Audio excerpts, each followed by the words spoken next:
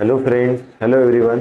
Today's topic of discussion is ischiorectal fossa. And before understanding the ischiorectal fossa, we will discuss about the perineum and its boundaries, and then after we will discuss about ischiorectal fossa. First of all, try to understand what do you mean by perineum.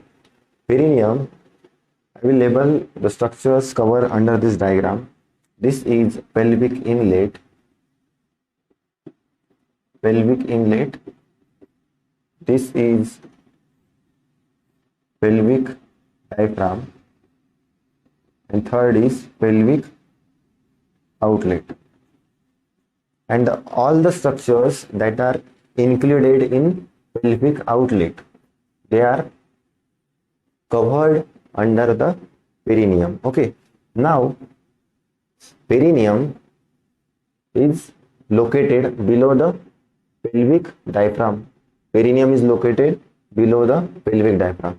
This perineum, it includes urethra and anal canal in case of male, and urethra, vagina and anal canal in case of female. Now let us try to understand the boundaries of perineum. Perineum has superficial and deep boundaries. First of all, try to understand the superficial boundaries of perineum. Superficially, perineum is bounded by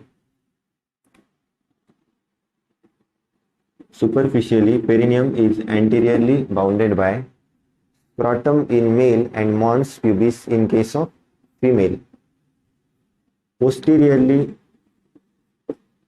it is bounded by buttocks, and on each side by medial aspect of the thigh. On each side, medial aspect of the thigh. These are the superficial boundaries of the perineum. Anteriorly, scrotum in male and mons pubis in case of female. Posteriorly, buttocks. Each side, medial aspect of the thigh. I will show you a diagram on the side. Now coming to the deep boundaries of perineum. So I will label the structures here. This is pubic symphysis,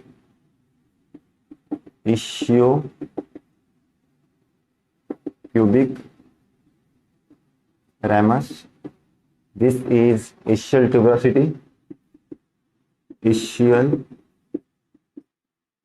tuberosity, coccyx, sacrotuberous ligament. Now, deep boundaries. So anteriorly, this perineum anteriorly has pubic symphysis. Posteriorly, it has tip of coccyx. Then on each, then laterally ischial tuberosity. Then ischiopubic ramus on anterolateral side. So anterolaterally it has ischiopubic ramus, and posterolaterally it has sacrotuberous ligament. Posterolaterally sacrotuberous ligament. These are the boundaries of perineum, superficial and deep boundaries. Now let us try to understand this perineum. It is divided into triangles, two triangles by a line that is passing through two ischial tuberosities, a horizontal line that joins the two ischial tuberosities. This line divides the perineum into anterior and posterior part. Okay, this triangle which is formed is known as urogenital triangle, and this triangle which is formed is known as anal triangle. This triangle is known as anal triangle. So perineum is divided into two triangles, anal triangle and urogenital triangle. So this urogenital triangle, it has urethra and vagina. Urethra in case of male and urethra and vagina in case of female. And this posterior anal triangle, it has perineal body and the anal canal. This is perineal body, and this is anal canal. And this diagram is of, write the heading, surface view of perineal body and ischiorectal fossa. Surface view of perineal body and ischiorectal fossa. Okay. This is about the perineum, its boundaries, location and boundaries of perineum, superficial and deep boundaries, and its division. Now let us try to understand ischiorectal fossa. Ischiorectal fossa. Now we have seen that anal canal, anal triangle, it contains perineal body and this anal canal. Okay, and the space surrounding the anal canal is known as ischiorectal fossa. Ischiorectal fossa is a wedge-shaped space that surrounds the anal canal, and it helps the anal canal during defecation. Ischiorectal fossa is a wedge-shaped space that is located on either side that surrounds the anal canal, and it helps the anal canal during defecation. Now, what are the dimensions of ischiorectal fossa? Ischiorectal fossa is 5 by 5 by 5 centimeter. 5 by 5 by 5 centimeter. These are the dimensions of ischiorectal fossa. Dimensions of ischiorectal fossa. Okay, clear up to this point? Okay. After this, we will discuss about the boundaries and contents of ischiorectal fossa. Now we will discuss about the boundaries of ischiorectal fossa. This ischiorectal fossa is anteriorly bounded by, this is a muscle, and this muscle is superficially located and is transverse. Okay, therefore this ischiorectal fossa, anteriorly it is bounded by superficial, transverse, perineal, superficial, transverse, perineal muscle. Posteriorly, this is sacrotuberous ligament. Posteriorly, sacrotuberous ligament. Now, for understanding the medial and lateral boundary, we need to draw the coronal section. Okay, and this is the coronal section. Now, what are the structures present here? This is rectum, this one is anal canal. Rectum, this one is anal canal. Then this is levator ani. This muscle is levator ani and its fascia. This fascia covering it. This is fascia over levator ani. This fascia over levator ani. And this muscle is obturator internus muscle. This muscle is obturator internus muscle and the fascia covering it, and this is the fascia covering it. Now this canal is formed. This canal is known as pudendal canal. This canal is known as pudendal canal or Alcock's canal. Pudendal canal or Alcock's canal. Now, this anterior and posterior boundaries of ischiorectal fossa we have seen. Now coming to the medial boundary of ischiorectal, this one is ischiorectal fossa.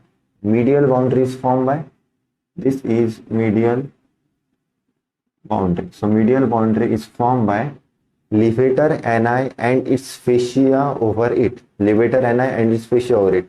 Lateral boundary is formed by obturator internus and its fascia over it, and also the pudendal canal and Alcock's canal. Pudendal canal and Alcock's canal. These are the boundaries of ischiorectal fossa. Anteriorly, superficial transverse perineal muscle. Posteriorly, sacrotuberous ligament.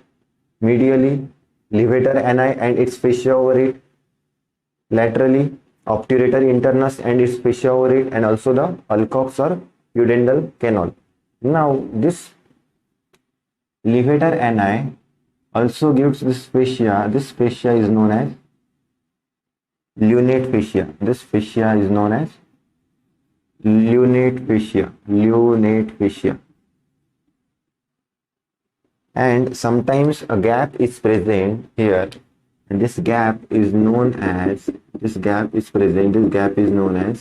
hiatus.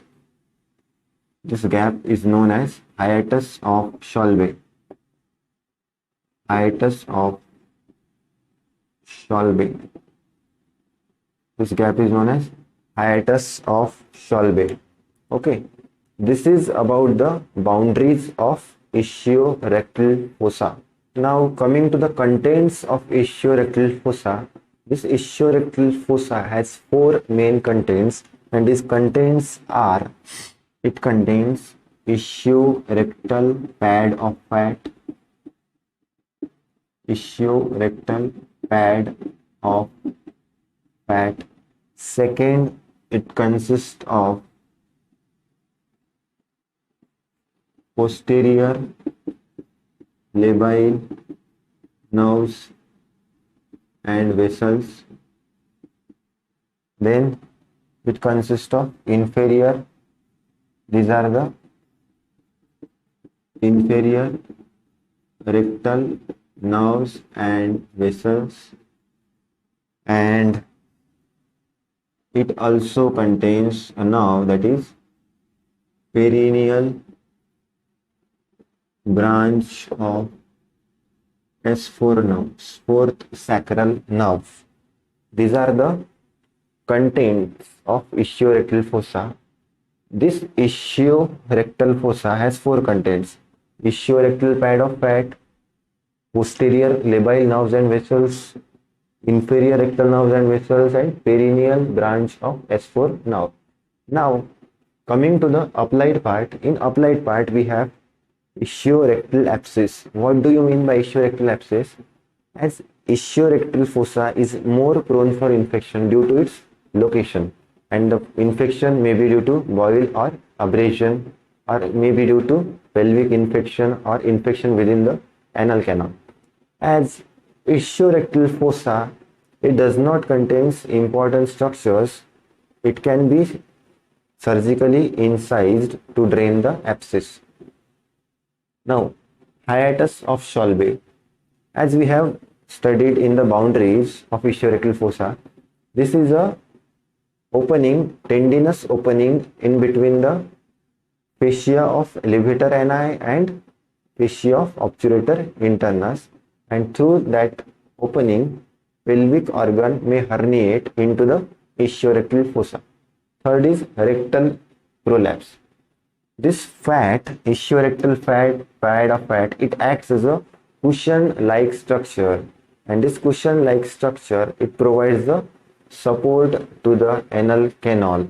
So to provide support to the rectum and anal canal.